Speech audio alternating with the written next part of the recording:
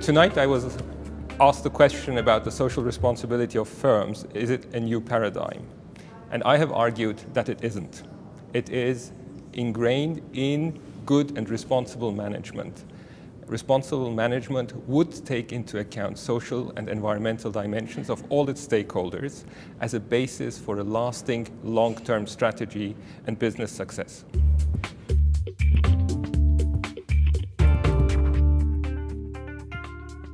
Tonight I tried to analyze the origin of the social dimension in the conduct of business. We see a movement in the financial markets that actually takes more consciously into account this dimension, and if we ask ourselves about the origin, we can either assume that this has been a progress of humanity and we are more conscious about societal values today in our conduct of business than we used to be before.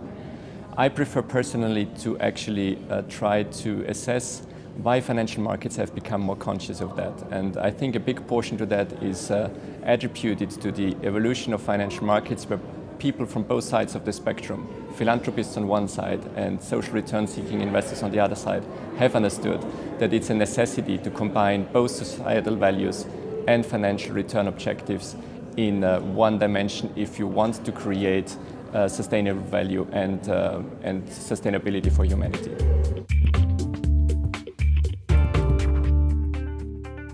So at today's conference, I was speaking about responsible capitalism, and in particular, I presented a slide on the spectrum of capital, which is ways that investors can look at deploying their asset allocations across various segments, from traditional, straightforward commercial investing, through to responsible investment, through to a theme called sustainable investment, then thematic and impact-first investment, all the way through to philanthropy, because this is a continuum, a spectrum in the way that investors may look at both risk, return, and their social portfolio.